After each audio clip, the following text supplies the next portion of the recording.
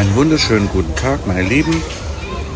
Ich bin hier am Flughafen in Dubai in der First Class Lounge und ja, habe eine Kleinigkeit gegessen und werde jetzt gleich zum Flugzeug gebracht und fliege zurück nach Deutschland.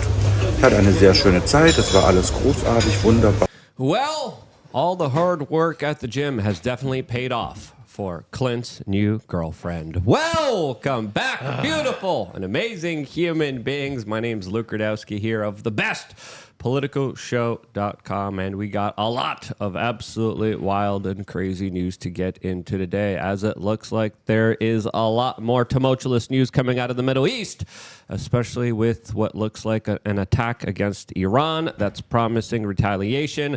America is saying that Ukraine will be joining NATO. MTG is launching major attacks against the Speaker of the House, and Andrew Schultz had some very interesting comments against Ben Shapiro. We're going to be talking about that, plus free speech, plus all the latest CDC revelations that are very surprising, all here on this independent media broadcast for the next 2 hours. So please make sure to share this broadcast with your friends and family members, retweet it, share it, send an email, send a smoke signal, whatever it is. It means a lot to us as, of course, the YouTube algorithm, who just, the whole organization kind of announced that they're going to be downranking a lot of political commentary, and it's important for you guys to get active and engaged and to help get this independent media voice out there. Because you do, we greatly appreciate it, and we make you guys a part of the conversation, as, of course, you guys also get the ability to call into the show, and you could do that in about an hour and a half from now by just signing up to lukeunfiltered.com. The link is down in the description below. We're also organizing a nature hike. We also have exclusive behind-the-scenes videos, how-to tutorials, a lot more, all available for members of lukeunfiltered.com. So if you are a member, go to the secret Telegram chat right now and tell me you want to call in, and we, of course, will be going to you very soon. Also, you should go to mysuperchat.com. It's the best way to super chat, as, of course, your text gets to show up on screen, and also, at the same time, only incurs a 3% service charge. YouTube super chats, 30% surcharge. Again, mysuperchat.com. Check it out, and we definitely greatly appreciate everyone who is a part of the conversation. Joining us for the conversation today is an awesome, incredible human being, and his name is Patriot J. Patriot J, for the people who don't know you, who are you, and how would you introduce yourself? Man, first and foremost... And Clint, just fix the microphone there. Clint, gotta have it at you. Clint's been too busy with googly-guying all these women or creatures. His girl has been very busy behind the scenes here. Absolutely. You could, Clint, that works in a way where you could actually tighten this down. Okay. This is not a public restroom. You don't have to hold it, Clint, if you know what I mean. So of course, our sound engineer definitely has been has been a little bit preoccupied lately with the ladies. So I apologize for that, Patriot J. I'm an overall cool human being. I'm a defense attorney for work. I do music. Lots of stuff. I used to report for the world's best political news organization, Breitbart.com. Love all my Breitbart colleagues. Yeah, I don't know. I'm just here. I'm blessed to be here. Thank you, Clint and Luke, for having me, and I'm looking forward to this conversation. Absolutely. I remember seeing the original Mr. Breitbart running around at CPAC screaming at crazy liberals outside, and the organization has definitely come a long way. Yeah. And we'll talk about that plus a lot more. There's a lot of legal cases. There's a lot of things regarding self-defense tools that I definitely want to get into as well. And Clint Russell, after his snoo session, is still here, and a very, very strong man that survived a snoo attacks. That's right. Yeah, you can't take me down. But I'm really glad that you guys tuned in today, because obviously Revelations is upon us. This may be our last show. I'm so glad that you're watching. Prepare for the worst. The plague is coming, and the locusts are coming, and the solar eclipse is coming. Yeah, and you're World not War wrong. III is coming, and red heifers. I mean, it goes deep. It goes deep, ladies and gentlemen. At Liberty Lock Pod on X, if you want to support my work, you might as well subscribe there. Fiat money is going to be obliterated. Send me $5 a month. Who really cares, right? It doesn't matter. Liberty Lockdown's the show. You should subscribe on YouTube right now, and when you're on Rumble, you should go and subscribe to Liberty Lockdown there for when I get suspended inevitably. Thank you guys so much for tuning tuning in. We got stuff on the buttons. Red heifers are nicknamed for the women here in Miami, right? Okay. Is that what you're describing? This is why I have a new girlfriend every single day, because I call them red heifers and they don't really like it. Steph. All right. Well, I'm super excited for all of this tumultuous times to happen because you know what? How do you build something new? You got to destroy what's happening already. We got to build it from scratch. There we go. So, yeah, Steph, we are changed here on the buttons, ready to go. Yeah, lots of spiritually kind of inclined people believe that there's going to be some kind of like cleansing, some kind of rebirth. And other people who are looking at like the economic and political numbers are seeing just absolute devastation and doom everywhere. And it's a little negative, but it's worth talking about, especially with what is happening with Iran today. As of course, we got the major news just a few moments ago that many of their military bases were under attack, as we are finding out that Sunni Islamists went on a spree and targeted many Iranian military bases all throughout their country with many different separate attacks. The reports that are now coming in is that 27 people have lost their lives because of these particular attacks, but this highlights just the larger kind of instability in the Middle East, as a lot of people now are fearing that Iran will be retaliating against Israel, as of course Israel literally launched a major attack against the Iranian embassy inside of Syria, killing a lot of their government staff workers and 2 top generals. I don't know about you guys, but a lot of people are talking about Ukraine. A lot of people are talking about what's happening with Russia. But to me, Iran has always been on the list of governments that the U.S. military empire always kind of wanted to conquer.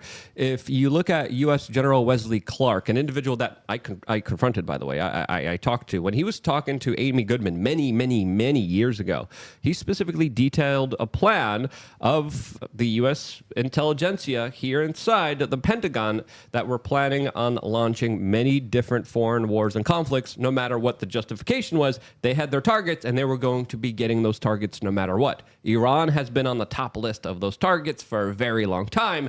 And by hook or by crook, it definitely does look like a lot of situations are building up to this inevitable battle between Israel, the West, and Iran, which is going to highlight a larger kind of clash of civilizations between the Sunnis and the Shiites. Overall, not a good time. No. Not recommended. Well, and just for clarification, the Wesley Clark 7, which is what he's talking about, which you can Google right now and listen to, it is chronological.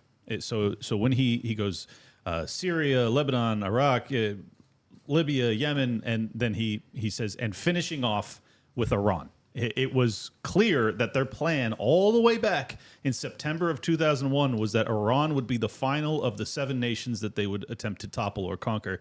And Iran looks like it's in the crosshairs once again. I'm super concerned about this. I mean, yes, they're saying that it's the domestic population that's rising up based off of religious, sectarianism, but based off the clean break doctrine that Israel and the U.S. Fomented in the late 90s, it does strike me that the timing is odd, that you would have Israel launching strikes against the embassy inside Syria that was against the Iranians, and then simultaneously you now have these strikes within Iran. I'm not so sure that it's what we're being told so far. Yeah, here's the video that we just talked about, and my conversation with Wesley Clark that was pretty freaked out by it. Kurdowski, WRC. There's one question, if I could just ask you if that's okay. Would that be all right? Sure. There's a speech going around right now on the internet where you talked about the upcoming wars in Syria and Libya and Iraq and Afghanistan, saying that people were telling you this was going to happen. Came back to see him a few weeks later, and by that time we were bombing in Afghanistan. I said, "Are we still going to war with Iraq?" And he said, "Oh, it's worse than that." He said, he reached over on his desk, he picked up a piece of paper, and he said, I just got this down from upstairs, meaning the Secretary of Defense's office today, and he said, this is a memo that describes how we're going to take out 7 countries in 5 years, starting with Iraq and then Syria, Lebanon, Libya, Somalia, Sudan, and finishing off Iran. It's happening now. Is there a follow-up? Is there any information you know or any thoughts on the speech you gave? No, those were discussions that were being held in the Pentagon a decade ago, reflecting discussions from 1991. And it's a tragedy how it's unfolded. Seeing it come true, it's unfolding. What does that say to the larger extent of everything?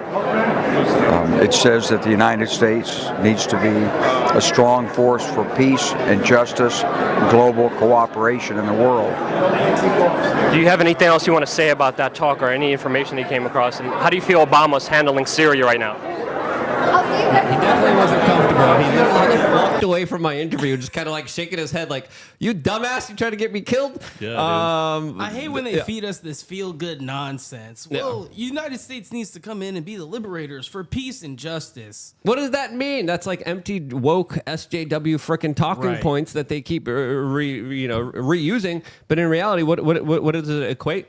Bombs being dropped on so many people all over the world, millions of people left devastated and destroyed for what? Peace, democracy, and security? There's none of that. And if you look at an American foreign policy, it does the exact opposite of what they purport it to be. Look at Libya, look at Syria, look at all these countries. They are hotbeds of extremism. They are failed states. They are states where people have suffered tremendously, not because of their kind of failed leadership, but because of direct U.S. government intervention through your tax dollars that created absolute havoc on Earth through their intervention. Well, and just so people understand, that was that interview, not the one that Luke did, but the one that he was referencing was Amy Goodman, Democracy Now! It was when Wesley Clark was running for president under the Democratic ticket. I think it was 2003 when he gave that talk. And let's be honest, what he told Luke versus the framing in which he delivered that message to Amy Goodman was totally different.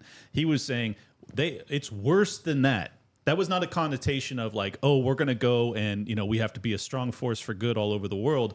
No. You were saying they had a plan to topple 7 nations in 5 years, and it was a bad thing. So what changed, Wes? Seems like you got a call and a little intimidation tactics, if you ask me. I mean, it definitely does kind of highlight someone who was kind of freaked out by the question. Yeah. Because it's like, you see his face, you see his reaction, and he just literally starts like, no. They say these things out loud, but they don't ever expect in any day to be confronted about what they actually said and believe. Yeah, there's actually no real journalism out there. It's all just people who read scripts. There was an ESPN reporter that came out, and she detailed what I was describing happening for 20 plus freaking years, and that all these reporters are just repeaters. They are literally handed pieces of paper, and they're said, listen, you're just going to be our little sock puppet. We're gonna moisten our hand up here. We're just going to place it gently all the way up inside of you. And then, Mr. Cooper, you're going to really love it as we're going to tell you exactly what to say because you are our you-know-what. I was going to say female dog, but that's an insult to all the female dogs out there.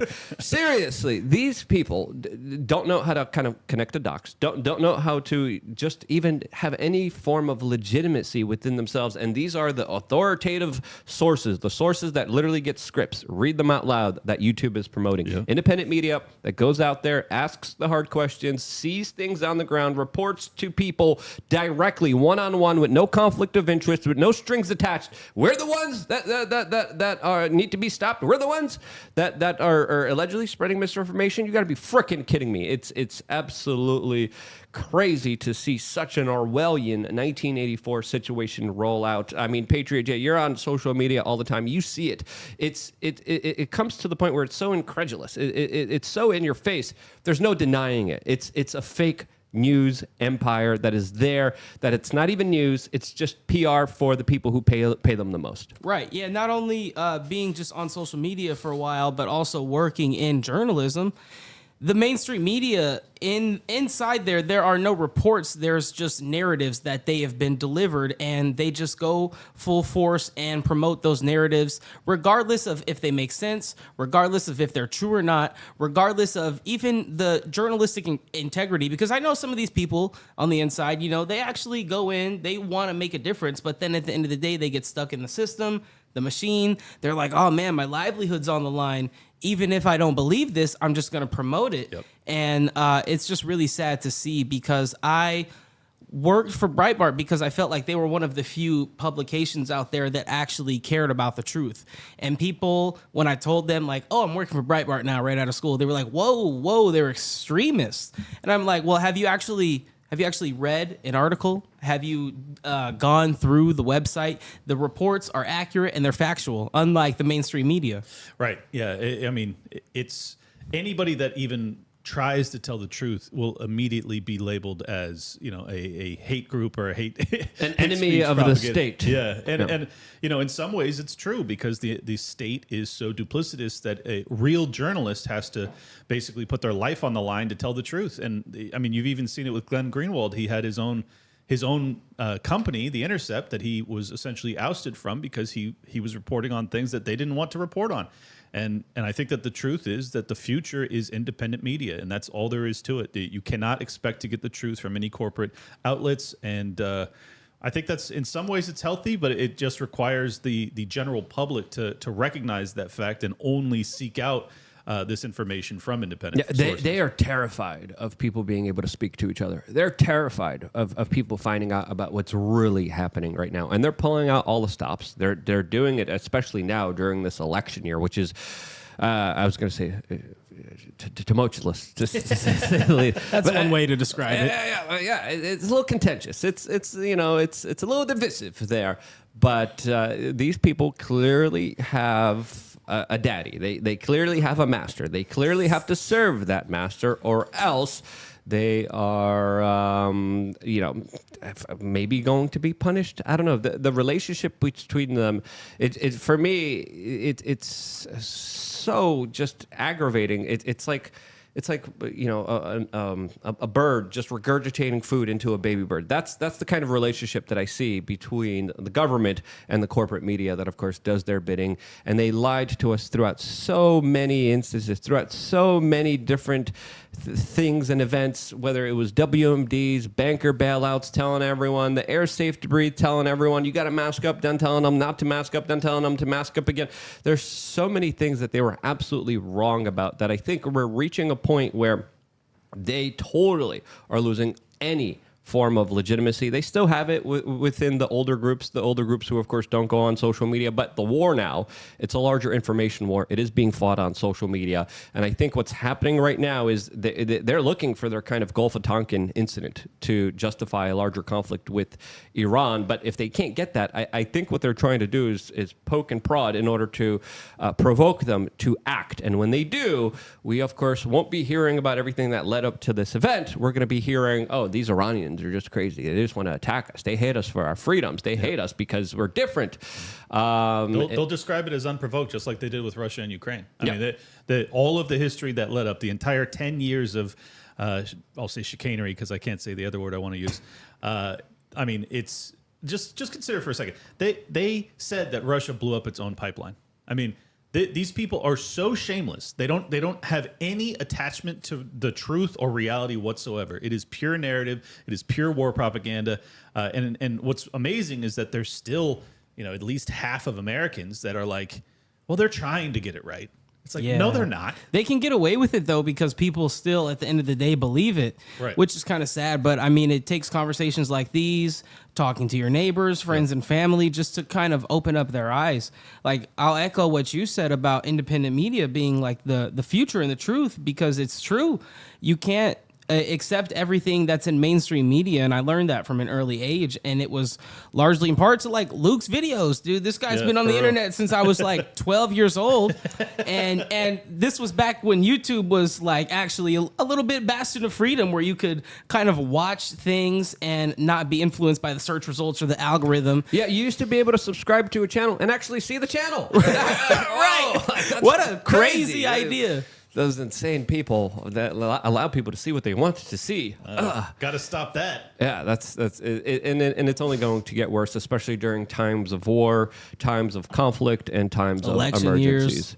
Yeah, no, election years are very crazy times in America, where the censorship always ratchets up. It always keeps getting crazier and crazier, and this is why we're always very careful on the first hour here on YouTube, and then we go over to Rumble. You think we're pushing the limit here? Wait until we go to Rumble and actually are allowed free speech. Then we take full advantage of it. But let's continue talking about Iran here, because there's a lot of different other news articles that I think are worth talking about, especially this one from Reuters that describes how now Israel is beefing up their defenses, how they are on alert, as of course a lot of people expect a retaliation strike from Iran against Israel. Today, also, the foreign minister is denying reports that Israel is shutting down its embassies, as of course a lot of people are saying that these strikes might be directly against Israeli embassies since Israel targeted Iranian embassies in Syria. Now, with this latest kind of terrorist attack that happened there, we're also hearing that Israel is scrambling allegedly their GPS signals as they are warning about this larger kind of potential attack. If Iran will respond here, how do you think they will respond here? How do you think it will be kind of told to us? And to me, this could spiral very quickly out of control. As of course, if Iran responds and attacks Israel, Israel is probably going to get the United States to respond and also defend itself through our tax dollars in a more direct way. And when that happens, again, that situation could become very dangerous, as of course it's not just an actual physical conflict that the people in the Middle East have to worry about. There's also cyber attacks, there's also digital attacks, there's attacks on our infrastructure, there's also larger prices of energy that have gone up dramatically within the past day or two. Biden just decided not to fill up his oil reserves, highlighting how he is desperately trying to keep gas prices low. Gas prices are going to keep going up, especially with just how crazy the situation in the Middle East is and is going to be kind of expanding from here. But that's just my analysis, because I could see very clearly, okay, they start a full-out war, bigger conflict, cyber wars, and then it comes to a point where, hey, we're at a full war. We can't have an election, just like Zelensky described. We can't have an election when we're at war. And that could potentially be the case as our border is wide open. And then this opens the door also to a lot of radical jihadism that would be, of course, spurred on and influenced, especially if Israel is involved with the United States attacking countries in the Middle East again. Yeah, and I mean, going back to your point about whether or not we'll have an election, that we also now have reports of bird flu, which we won't talk about in detail here. We'll save that for Rumble. But, you know, you could see the mail-in ballots thing happening again. Who knows? But, you know, my big concern is that Israel and Iran have been, I mean, there's no love lost between these nations. Like, they very much despise each other. But from my vantage point, and I know this is probably unpopular amongst some in our audience, but the only reason that we've avoided a wider war so far is because both the Russians and the Iranians have been willing to accept a lot of abuse without returning fire in kind. And my hope is that they will continue to show that level of patience. I don't think that they want a war with America. I'm pretty confident they do not. I'm pretty confident that the American people also do not want a war with either of those nations. So it's just what concerns me most is that we're basically relying on the supreme leader of Iran and Vladimir Putin to keep us out of a world war, because I have no faith. I mean, Antony Blinken's going around today saying that, yes, Ukraine will be added to NATO. Like, it's just a matter of time. This is the reddest of red lines. This is what the current CIA director, former ambassador to Russia, said to Condoleezza Rice in 2011. This is the reddest of red lines. Ukraine being added to NATO is a declaration of war against Russia. And they are saying it today. I just want to really drive home that fact. Ukraine has already lost this war to a large extent, and they are still doubling down that they will be added to NATO. These people have lost their minds. We're going to be talking about Russia in a little bit. I have a bunch of those articles I had to get it off my chest. Pulled up here. But no, I mean, the situation is also getting a lot crazier in Ukraine, and it's only going to get crazier from here. But just to stay on topic here with what's happening with Iran, the position of the Biden administration has been very interesting because they are kind of duplicitous. They're kind of flip-flopping on the issue a lot, especially when it comes to Israel, especially when it comes to a lot of their kind of woke Democratic supporters that are not really happy with them supporting Israel. As I think this article here by the Daily Mail perfectly describes the situation at the White House right now, that it says, quote, Biden is pissed.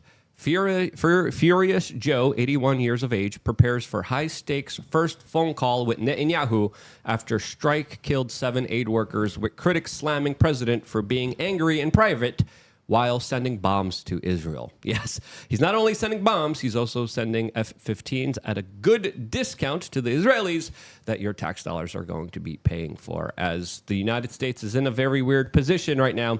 And it does seem like this conflict in the Middle East, especially with what Israel is doing in Gaza, is extremely inconvenient to the Democratic Party, which spurred on some kind of theories that there might even be some kind of larger underhanded activities being done here that could relate to some kind of conspiracy to go against Biden and his presidency. I don't know what that's just my kind of observation here. I don't know what you guys make of it, but if you're the Biden administration, I think it's a lose-lose no matter what you do.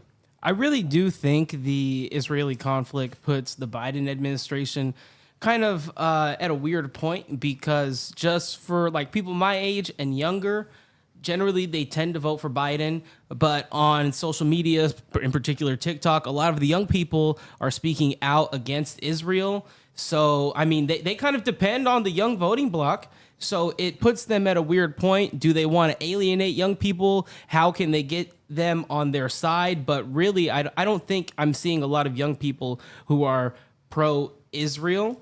And it's kind of weird, because the young people I do see who are pro-Israel, they usually lean right. It's weird that Nancy Pelosi and Chuck Schumer are all on board with the TikTok ban, given what you just said. Right. I can't connect that dot. I can't figure out why they want TikTok to be banned. It's just a total mystery. It's all about your personal privacy rights and whether or not the CCP has access to your brain. That's why. It has nothing to do with Gaza. Yeah, we used to talk about how the right-wing media sphere is divided, and talking about ridiculous issues like calendars and divorces. Oh, God. But the left wing is also as divided, I think, as the right. Some would say even more. Who do you guys think is more divided, the left or the right? That's a tough one, dude. I don't even know. I'm going to ask I the feel audience on YouTube right now. I feel like we might see the right be more divided just because we're kind of in that space. But the left, they got a lot of their own issues. But I think the thing with the left is, even if they fight amongst each other, they will, at the end of the day, end up supporting each other. Yeah, that is the difference. They unify. People on the right, they're like, oh, you like Trump? Well, I like DeSantis, so I'm just going to sit out. They don't kind of unify for the greater good. I think that's probably true, but honestly, I think that the divide in this country is not even left and right. It's between the political establishment that tells you what you want to hear and then lies and does whatever the power brokers want them to do, and then it's us, it's everybody else. And so I'm not so much interested in demeaning or demonizing the left as much as I am to me the gravest danger is not even the Pelosi's of the world. It's the Dan Crenshaws. It's the Mike Johnsons. It's the people who say our top priority is to get funding to Ukraine as soon as Congress is back in session. Like, what are you talking about, dude? Like, the border's wide open. We have 3-4 million people that came across in the past 12 months. Your priority is Ukraine's border? I mean, these people are just frauds. I think that those, to me, are the gravest threats to the American people, are the rhinos, but the duplicitous snakes. 100%. I think they kind of represent the old guard in the Republican Party too. Yep.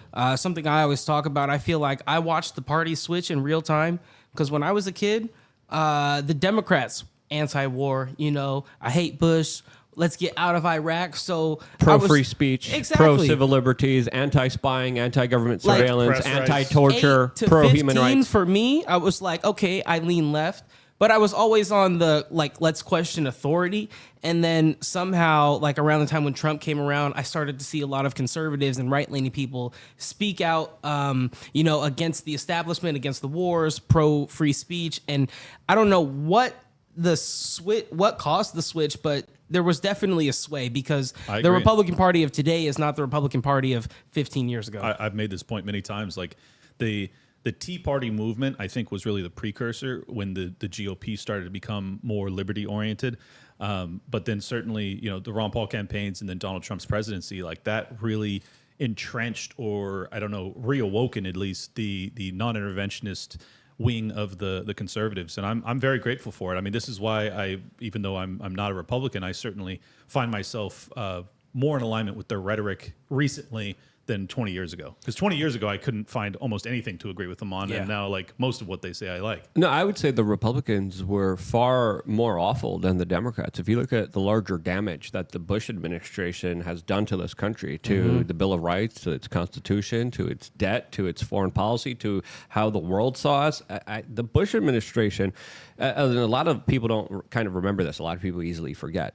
George W. Bush is still being cheered when he goes to baseball games. And I find that absolutely freaking ridiculous, wild. since he is an absolutely awful war criminal that has been behind not only destroying the lives of millions of people internationally, but domestically. If you look at the larger kind of security apparatus that he set up, that's the same apparatus, that's the same power that he gave to all the intelligence agencies that they're now using against fellow Republicans. And they're using it to imprison people. They're using it to punish people for memes, for political thoughts, for political expressions here in the land of the free.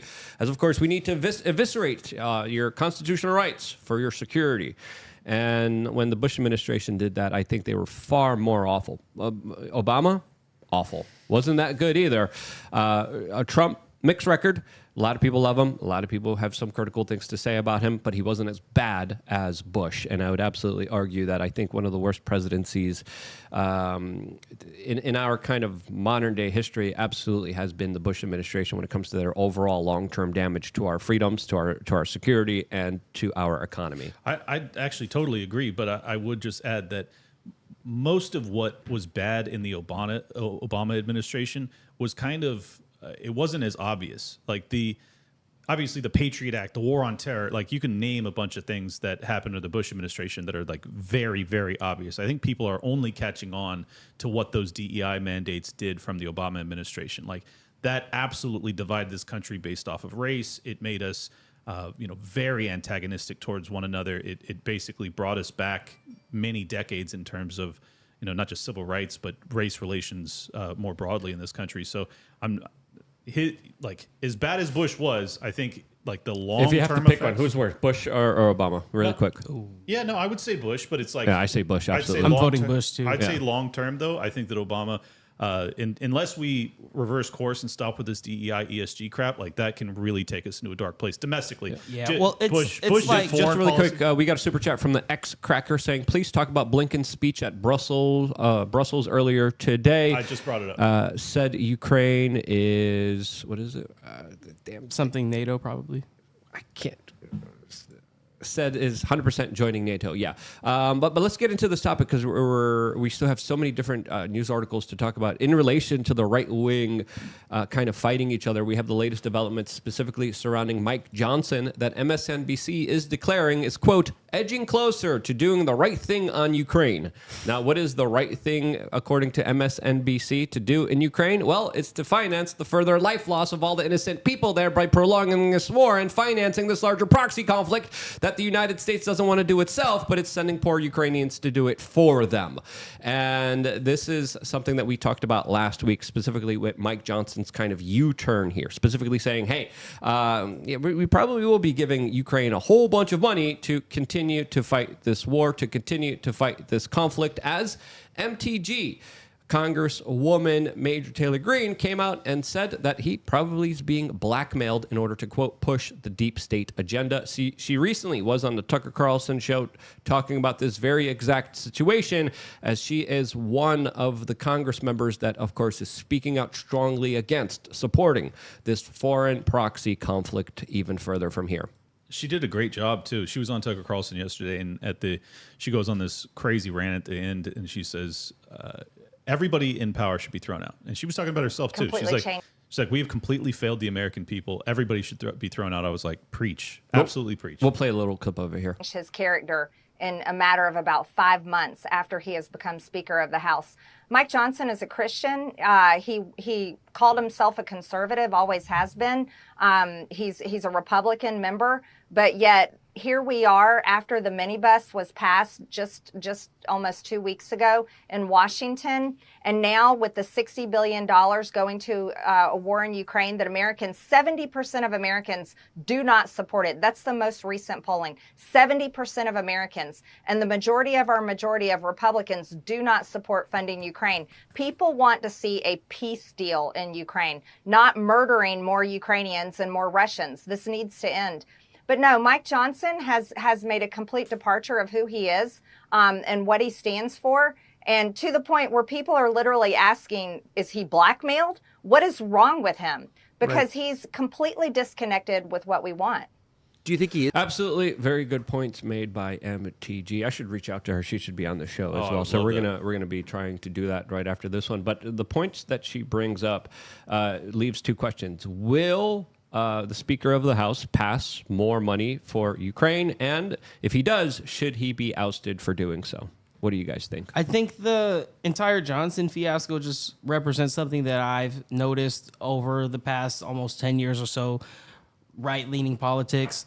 The GOP will talk a strong game, you know. They say everything that you want them to say, but when they get into power, nothing changes. We had this entire debacle replacing Speaker McCarthy with Johnson, and it's just going to end up in the same result. So I do think it's going to pass, but even if they oust him, what is going to be the difference? I'm not convinced that anything would possibly change. Yeah, well, I think the issue is that you don't get to be the speaker unless you're compromised. It's not like, oh, he got it and then he was blackmailed. Like, nah, he got the speakership because he was already going to take marching orders. So I think that's the issue. Because there was a lot of people that names that were thrown out, like obviously Thomas Massey would be my favorite. But there's other Freedom Caucus members that I think would make for really decent speakers of the House. Jim Jordan would be great. Jim Jordan. Jim Jordan was also considered, and I think he would do. He's not perfect, but I think he would do a way better job than almost anyone else in there. Completely agree. So to Luke's question, the answer is yes and yes. He should be ousted and he should be replaced with Jim Jordan, Massey, someone who might pretend at least to put America first for once, because it's quite clear to me Mike Johnson ain't that dude. I'm tweeting Speaker Jim Jordan. Retweet if you agree. We'll see if that happens. But it definitely does seem like Ukraine is preparing for more financing of their larger proxy conflict against Russia, as, of course, Volodymyr Zelensky recently just also lowered the draft age by 2 years in order to bolster the Ukrainian army forces, as there are also a lot of reports coming in from Ukraine that a lot of soldiers are surrounding the border, making sure that no men leave that country. There's also a lot of videos showing that Ukrainians doubling down on their fortifications and on their defensive lines, and it definitely does seem like this conflict will not be ending anytime soon. And by hook or by crook, there's going to be a way where the Republican-led Congress probably will be giving them some money. And when they do so, I think this only empowers the Democrats, because if Ukraine falls, if Ukraine has a peace deal, if there are some kind of negotiations, their whole plan of what the Democrats were doing here all along fails. And when it does, so does their kind of election hope. As, of course, a lot of people haven't forgotten what happened in Afghanistan. This could happen 100 times more impactful inside of Europe, and the Democrats would be totally blamed for this, as, of course, under their watch, under their leadership, they ran a failed campaign that, of course, is going to have a lot of huge election effects. And I think that's one reason why this war is going to be prolonged. It's going to be continued at all costs, and there's not going to be any peace resolution until at least this upcoming presidential election. Well, I agree with your assessment. The issue is that the media establishment and the political class will frame it as, well, the only reason Ukraine lost is because the GOP dragged their feet on funding it. That's the angle they're going to take. I have no idea if it'll work with the American people. I hope that they're intelligent enough to realize that this was not a winnable war unless you were going to put U.S. or NATO troops actually on the ground fighting Russia directly. So, the French are saying, hey, we're going to go over there. And they're saying, do you speak French? For the French don't have the best track record with their military service members, but they don't have a lot of personnel either. They're doubling down on their nuclear naval vessels and submarines. But other than that, their forces haven't really been tested in a long time. And to have Macron saying, yeah, we're considering sending troops over to Odessa, it's crazy. It's ridiculous. Well, I mean, let's be honest. NATO only stands as long as the U.S. military does. They can send French troops. That's not going to turn the tide. It would have to require American boots on the ground, and we cannot allow that to happen. So I hope it doesn't. Yeah, we also got an interesting article last week from Politico describing how NATO actually might be financing this larger proxy conflict, as we have Stoltenberg, the head of NATO, floating around the idea that they could donate $100 billion for the next 5 years in order to fund this future conflict if the United States doesn't do it. So again, they're going to figure out some way to prolong this conflict, and I just don't see it ending anytime soon. As Joe Rogan took to his show to talk about all the things that are possible here, including nuclear warfare, which he described as absolutely terrifying. Here's the clip of him describing this particular situation. I don't think they actually have the audio clip here, but we'll just disregard here. But this is real, and this is something that, of course, hasn't been taken seriously. And individuals like Joe Rogan, I think, are absolutely making a lot of sense here. Oh, here's the clip. Sorry, I was looking for this particular clip of Joe Rogan as he described what he believes to be the larger hijacking of our society by the military-industrial complex that puts all of our lives in danger. Here it is. Have you asked anyone? That I think is definitely worth thinking about, especially if you are debating about joining some kind of larger kind of military or fighting force out there. As of course, war is evil. I have always been staunchly anti-war. I've been, from the very beginning, early stages of my life, at major anti-war demonstrations. 2003, I was there in Washington, D.C. against the war in Iraq. I'm against the war in Syria. I was against the war in Libya. I'm against the war in Ukraine. I'm against the war in Palestine. I'm against all the wars because, as Joe Rogan kind of perfectly highlighted by taking a step back, he's describing a situation where crazy, corrupted, sociopathic individuals with strings attached to them are literally convincing and manipulating a whole group of people that somehow our fellow man are enemies of each other. And that right there isn't the truth. And if enough people just said, hey, this crazy sociopath that goes to private islands and does really strange things to small children and then worships satanic entities and dresses in robes and conducts weird seances, maybe he's not the one I should be risking my life for, as of course he's just trying to get more kind of tax cattle and more kind of resources and more kind of whatever it is. And it's not even that simple. I think it's far more sinister. I think it's far more complicated, but I don't think you could put it any other way as perfectly as Joe Rogan did. What do you guys think? Yeah, he hit the nail on the head right there. I believe in human beings. You know, I believe in the power of talking to one another. I don't think if we were all organized, we would start fighting each other. It does come down to when we start electing these leaders, and these leaders are serving their own agendas. I don't know what forces they might be worshiping or what they've decided to come together and do, but it's an unfortunate reality when they have control over mass media. They basically have the ability to program millions of people into following their agenda. And that's one of the reasons why this war is never going to end anytime soon, because they like people in a heightened state of fear. People don't make rational decisions when they're in constant state of fear, whether it's, fear of war in their own home country, war abroad, nuclear war. So the powers that be just keep everybody tight, ruffle their energy in fear, and it's very sad to see. Well, you give the state more power during a crisis, and all of a sudden you realize that you're in a crisis year after year. You give the state more power and money and resources and your energy during a war, all of a sudden you realize that you're constantly in war. I think that this trend has persisted throughout my entire adult life, and I'm very grateful that so many military veterans in particular who have fought in the global war on terror have become some of the most outspoken, most passionate anti-war, at least non-interventionist advocates. And I think that their messages matter a whole hell of a lot more than mine, because they actually saw it firsthand. They came back, they understood the horrific nature of it, and they also understood most intimately the deceptions by which they were led astray. So those are the people you ought to be listening to. Hey, this is why Ron Paul got as much support as he did through his presidential elections when he was running predominantly from members of the U.S. military. We have a super chat that's kind of related to this by the red-headed libertarian. Shout out to Josie. She's up, lady? awesome. She said, quote, if you're conscripting children to die for your country, you have no country left to fight for, in relation to, of course, the news that Volodymyr Zelensky is now lowering the age that people could be drafted in his country. Again, Do you know it was like 18 to 16 or 21 to 18? Do we know?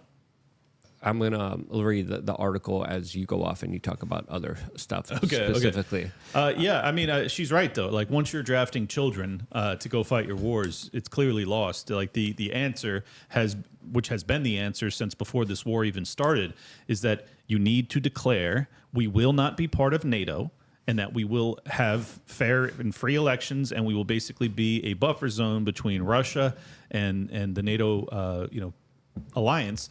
That has been the answer. That has been Russia's demand from the beginning. Had they done that, I don't think the invasion would have even happened. Had they not torn up the contract when it came to Sevastopol and Crimea, it's like these are all very reasonable requests from the largest nuclear power on Earth. I'm not saying that they have a right to dictate what Ukraine does, but if you're going to deal in reality, America dictates a lot of what happens, not just in our hemisphere, but all over the world. If you think that Russia shouldn't dictate what happens to some extent with their neighbor when it comes to whether or not they should have NATO weaponry that's placed in a one of the largest neighboring states, like obviously this is if we're going to function from the American hegemonic mindset, this is a totally reasonable request, and I think that it's tragic that 500,000, who knows how many at this point, Ukrainians have perished because the State Department didn't want to play ball. Someone in the chat room wrote that it's probably 10 years old now. It's not, and it's been lowered from 27 to 25. And this is, of course, draft age individuals who, of course, will be forced into the military, as there are a lot of reports of a lot of young people being sent to the front lines without any kind of proper training. A lot of older people being sent there, too. The issue is it takes a long time to train someone to be on the front lines, as, of course, if you look at what's happening in Russia, a lot of their young people, especially a lot of their kind of Muslim population, is also being forcefully drafted into this larger conflict as well, without their kind of acquiescence, without them willingly wanting to do so. So that's very weird. 25 is not young. It's not. In Vietnam, we drafted people 18, 17 years old. I see. You're saying it could have been, you thought it might have been younger. Yeah, I honestly thought it was going to be 18 to 16. Honestly, that's what I was thinking in my head too. I can't even believe that this is even like a reality right now. Like, I'm just imagining like back in the old days with the king on the horse and the flag. I can't believe that this like still translates to today. It's crazy that we still fight wars. It was more honorable back then, because then the person wanting to start the war actually had to fight the wars. And we should have that. We should have that same system. They didn't really fight it usually, but at least they'd be on the battlefield. So like an archer would have a shot. Like now they're just like in a bunker in Virginia. Like you never even see these people. And by the way, that's who Wesley Clark was talking to. It was in the Pentagon. He was talking to Donald Rumsfeld. That's who that conversation came from. So this was straight from the horse's mouth. This has been we confronted Rumsfeld too before he passed away about the trillions of dollars that went missing in 2001. He really didn't like that question either. That guy that guy got aspartame everywhere too. Horrible substance. Be super careful of that. But for me, if I had it my way, let's set up a major UFC battle to the death. So let's keep Putin. Let's go.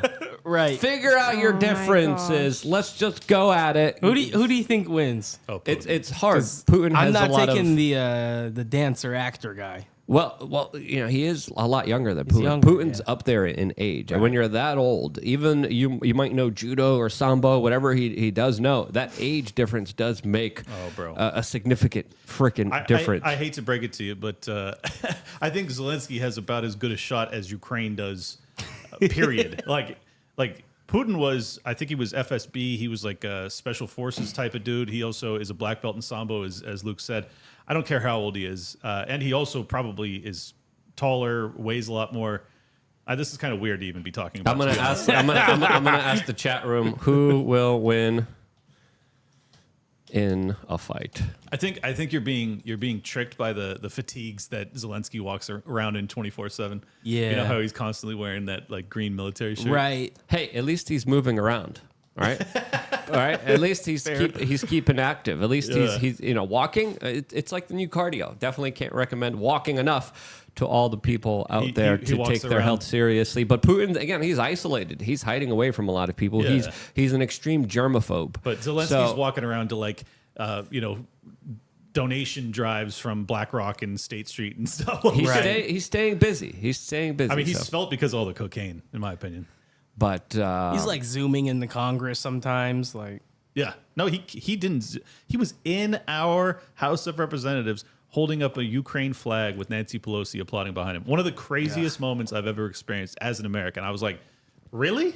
Like, this is cool? We just have foreign dignitaries put up their flag in our cap. I'm not the most patriotic type of dude that's like, oh, the red, white, and blue through and through. But still, come on, man. Someone wrote that Zelensky has midget rage. And those little guys, they're hard to fight. I'll tell you. That's his best hope.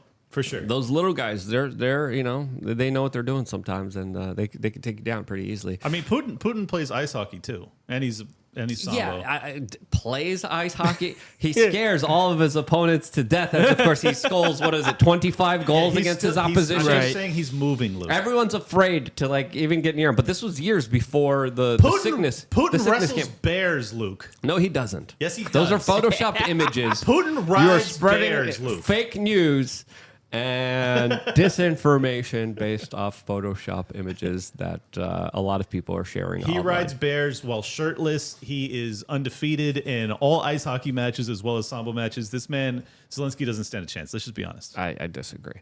Anyway, let's talk about the other kind of bigger news story today, and that, of course, is the Secretary of State, Anthony Blinken, essentially saying that Ukraine will join NATO, crossing the official red line set by Vladimir Putin, who just a few weeks ago reiterated that if Ukraine joins NATO, quote, the European countries will automatically be pulled into a war conflict with Russia.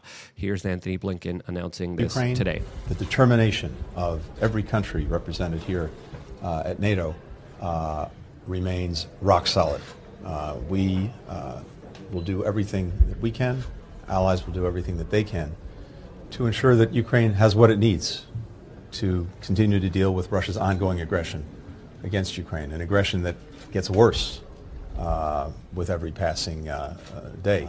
Ukraine will become a member of NATO. Our purpose at the summit is to help build a bridge to that membership and to create a clear pathway for Ukraine moving forward. But, of course, we believe that Ukraine deserves to be a member of NATO, and that this should happen sooner rather than later. Yeah, this is crazy, because if you're the Russians and you're telling the world, hey, if Ukraine joins NATO, this means we're at war.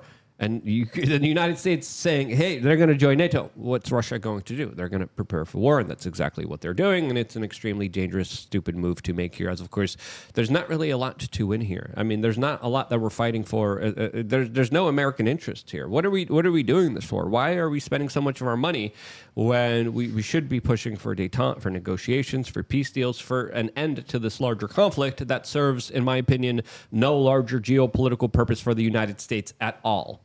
And if there is a purpose, tell us the purpose. Tell us what we're doing here, because they tell us we're fighting for freedom and democracy. No, we're not. No, that's a lie. Not. But I mean, every ounce of this has been scripted.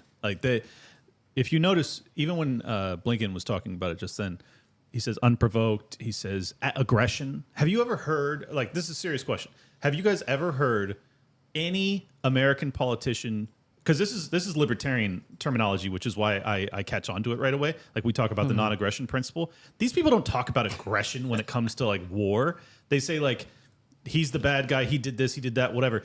But they say unprovoked and aggression, and it's not just him. It's Newland, it's Biden, it's Pelosi, it's Schumer, it's all of these people. They all say aggression unprovoked, aggression unprovoked. This is a script. They all got marching orders. They were all told how to frame this. They have lied through their teeth. They've been doing it for 2 years now, as hundreds of thousands of people died unnecessarily. This is a lie. The U.S. State Department, the U.S. federal government, the U.S. military, none of them care about aggression. None of them. They have aggressed. I mean, what do you call what we did to Iraq when they had nothing to do with 9/11? I mean, obviously we aggressed. So Aggression has never been their litmus test. It is about defending the neoliberal world order. It is about defending the petrodollar. It's about defending the U.S. dollar. Putin has been kicked off of SWIFT. This is the reason that they're willing to jeopardize your life and your financial future for the rest of your existence, because the U.S. dollar depends on its reserve status. And Putin has basically told them, we're not going to play along anymore. The BRICS alliance is in the rising phase. And I think this is why we are almost guaranteed a head-to-head conflict with this block of nations, and it's horrifying, because I honestly don't think you walk away from that if it happens. Yeah, and I can appreciate the Biden administration for at least being honest now, because we know that that's what they've been pushing for the past 3 years. So to me, it's like, hopefully now having the Secretary of State say this on record, maybe that can open some people's eyes. Maybe that can, draw their attention away from just blindly supporting this to realize what the next eventual step would be, which is pushing for a conflict against Russia. I wish you were right, but here's the reality.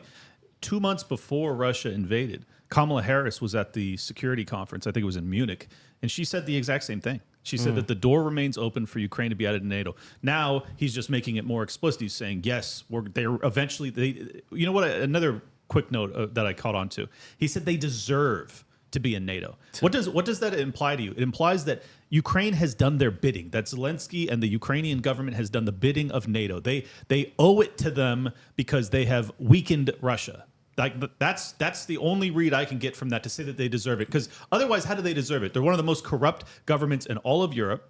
How do they deserve it? They have a border dispute. These are two primary requirements to be added to NATO, that you cannot have either of those issues. They have both. So how do they deserve it exactly, Blinken? Well, the answer is clearly that you have gone to war. You have gone to bat for NATO. And that has not been the framing of this from the beginning, but that is the truth of what transpired. All right, we're going to be going over to Rumble soon. Before we do, we have some super chats and Rumble rants to go to read. We got one by Richard Boner. That's not the name, but I'm making it a family-friendly name. He says they thought they bred. That's family-friendly version.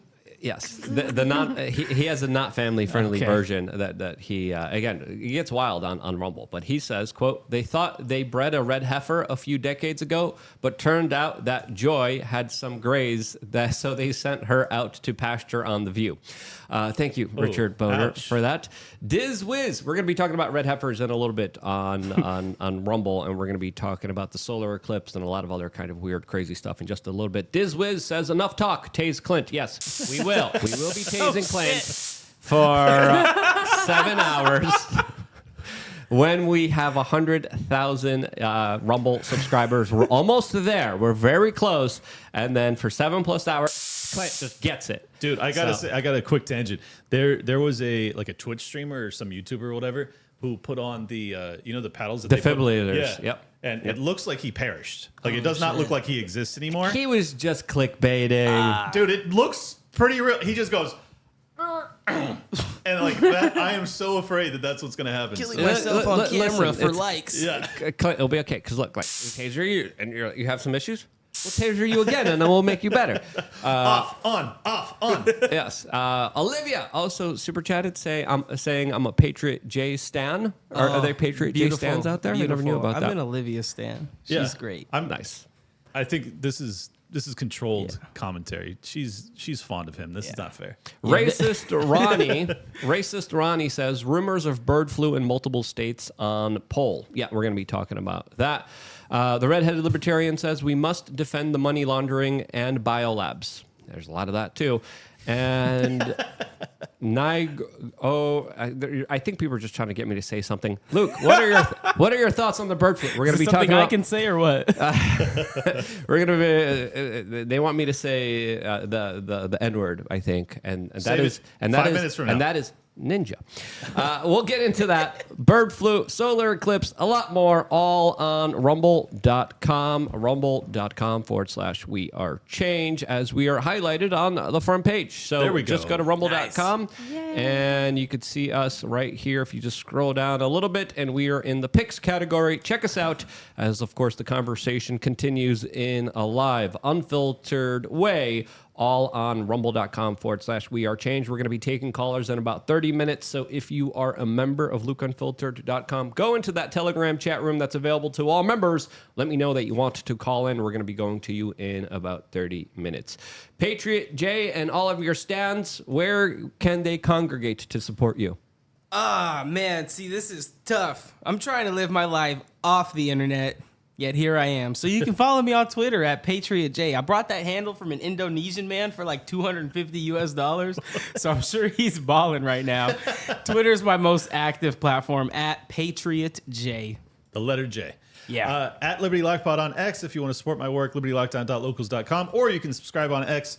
I also do a show called Liberty Lockdown, which you should be subscribing to. And while you pick up your phone to subscribe to Liberty Lockdown on your favorite podcatcher, you should also enter in the best political show and hit subscribe so that you never miss an episode. I also do Tower Gang. Never ever watched that. We got Steph on the buttons. Where can they follow you, Steph? You can follow me on X at StephWRC or on Instagram at StephWeAreChange. All right, head over there. What are you waiting for? As of course, free speech is absolutely critically important, and it involves you making very